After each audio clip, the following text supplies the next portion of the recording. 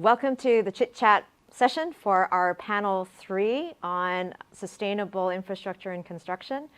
We have with us today Grace, who is online, and of course my co-chair, Christine. Hi. So, Grace. Hi. Hi. Yeah. So we're going to start. Christine's going to start with a question. Right. I have a question for you, Grace. It's really a general question. I mean, in the overall scheme of things, how important is it for us to decarbonize in buildings and infrastructure? Yeah, I think as I show in the charts that the construction industry actually represents a major portion of the carbon emission, both in the construction material, the embodied carbon in the construction material, and also during the operational phase, the carbon footprint of the infrastructure of the buildings as well. So I think it's very important to decarbonize both the infrastructure and the building sectors. Yeah. Well, so given your experience and your knowledge of the coming trends, I wondered what your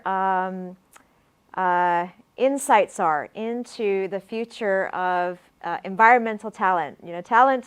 What kind of talent do we need in the environmental industry? Well, particularly in the infrastructure and construction. What kind of skill sets should some of our young generation be looking to develop? Yeah, I think there's a trend to expand the knowledge from the traditional function approach to a broader spectrum of sustainability. No matter it's in the assessment of the infrastructure project or during the design and implementation of the project.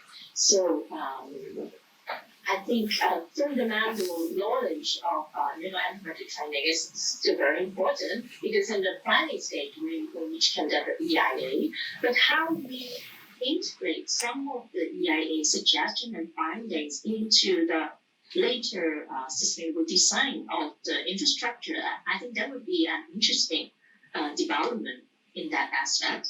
And also because of the wider spectrum of the sustainability assessment, so we look at not only the environmental aspect, but also the social and economic aspects. So I think the skill sets would need to be upgraded as well. We're not seeing like environmental manager in the construction project, but I'm anticipating later on we'll see more like sustainability project manager or coordinator, especially in the infrastructure project. In fact, I want to supplement a bit to the question because you just asked me about decarbonizing infrastructure. I think the infrastructure project has a different level when we think about it comparing to the building project. Though this sustainability rating to focus on the project level, but then now we are considering also in life cycle approach and also in the bigger context of sustainability.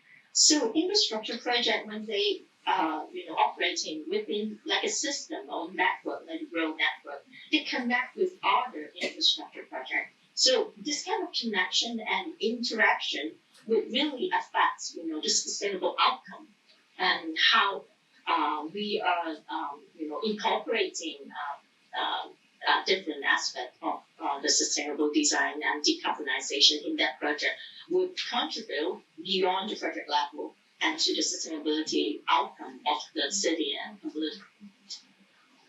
Right. As a whole. Yeah. Great. Well, I mean, yeah. Well, I just one little last thing. I think because just across the border we see a lot of activity and also what is your take also on the talent side in the Greater Bay Area? When we talk about green or sustainable infrastructure, also what are your insights into that area?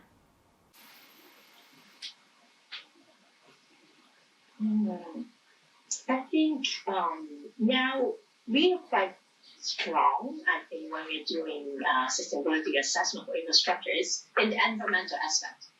But we really need to build up the capacity and the social impact assessment as well as the economic analysis in the sustainability assessment for infrastructure. So I think that area we really need to build up our capacity, and they are the two areas that we really need to integrate when we are trying to improve the sustainability performance of an infrastructure project. Yeah, especially if we're talking about Greater Bay Area, when we have a bigger region, service to aspect, the social and economic aspect, I think would be emphasized. If you look at it at a broader picture. Well, Maybe we can answer. We have two questions coming in that I think are important. One question is, a place like Hong Kong and many other cities, we already have, it's already so built up, what can we do? And then the second question, it's about social scientists, like people studying geography. What can they do? My own sense is, when we're thinking about carbon neutral by 2050 for Hong Kong and 2060 for China, one of the things is there's not going to be that many opportunity to build new buildings. Maybe we still need some infrastructure, like waste infrastructure here and there, but in terms of buildings, so there are not going to be that many new buildings. That means retrofit, that means replanning a particular district, using our multiple knowledge and talent into account becomes much more important. And, when we think of the science and the arts, I think the second question from Isabella Kong is, well, what if I'm a geographer, or what if I studied literature? Is there anything that I can contribute to the sustainability journey? I think the answer is definitely yes, because one of the most important things people who are in the humanities can do is to be able to translate and understand very complex science, but in a simple way, to be able to communicate it and create the kind of narratives that will help society to go forward. And also we need artists. We need people who can take complex ideas and reduce them down to something that you and I can understand, everybody else can understand. So whether you're in the hard science or in the arts, the sustainability, decarbonization journey is a long one, and there's lots of good jobs going forward.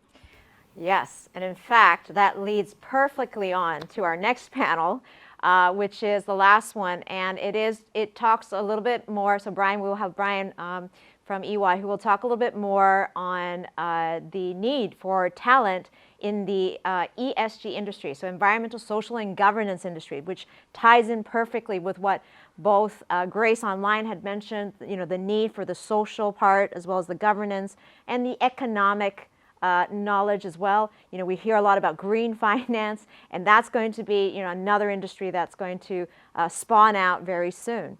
And so I'd like to end the session. Thank you so much, Grace, for the chit chat, and Christine, and we will now move on to the next panel.